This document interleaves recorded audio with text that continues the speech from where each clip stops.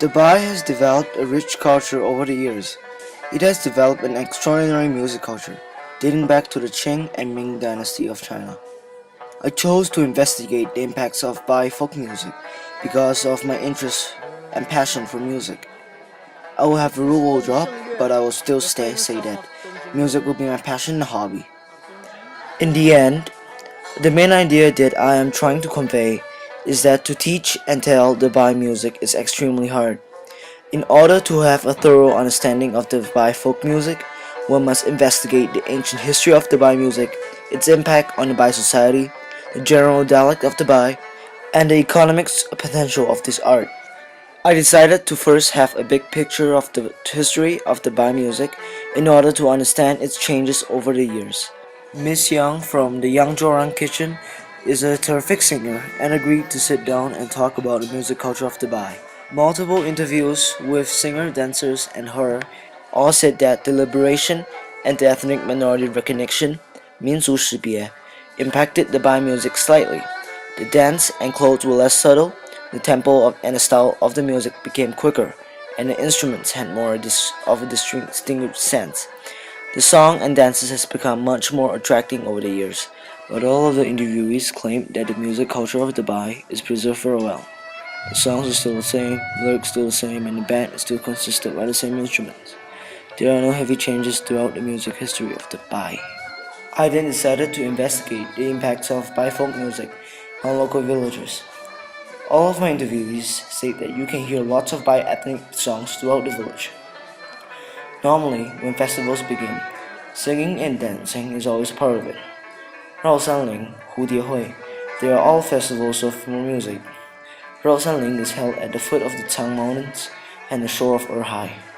蝴蝶会 is held at Hudie Chen, the Butterfly Lake.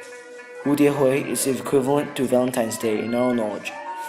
It is a time when young men sing their hearts out to their girlfriends. At the first week, a group of dancers and musicians came to Yangzhuoran to teach and talk to us.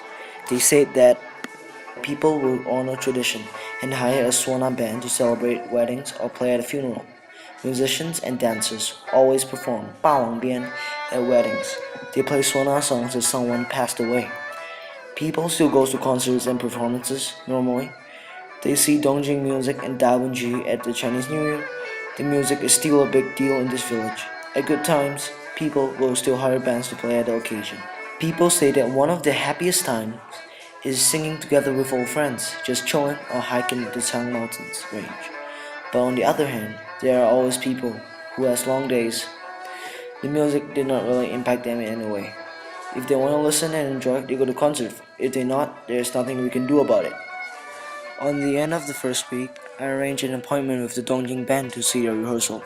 Mr. Yang, the singer, said that music always cleans the soul and the mind of a person. This is no race or country border. The Dongjing band visited Yangzhuoran again upon invitation. Mr. Zhao, the head of the band, says that music is still very common in this village. Before, people would sing and hum songs while working in the fields and doing mundane work that need to be done. This habit is passed down over generations, and he could still see people practicing it. The music really impacts the village. It makes you happy and healthy, especially to those music lovers. I fully investigated the economic potential of the Bai folk music to know the topic better. I interviewed Mr. Yang Shaowen. He is an excellent Sanxian player and is very passionate about the Bai culture. He said that salaries for musicians are directly in relation to the people which they are performing to. If the audience is willing to give more money, they will make more money. If they are relatively poor and could just offer dinner, they will still perform. Mr. Yang's band work in a very humane and moral way. This provides both joy and survival money. This might seem strange, but the good end of this career is that they have absolutely none social obligations to attend any performances. They only do it due to appointments, traditions, or they just feel like it. They also do an alternative job to make their lives better. He said that this way is a really good path to go down. I then talked to Miss Duan, the wife of Mr. Duan, the musician, and the dancer herself. She said that many musicians have been out of Suzhou. They usually go to Kunming annually for special occasions and invitations. They don't really make money by singing in Suzhou, only if paid by the Linen Center or going to a city for performance. The musician often opened a shop for having a better living standard.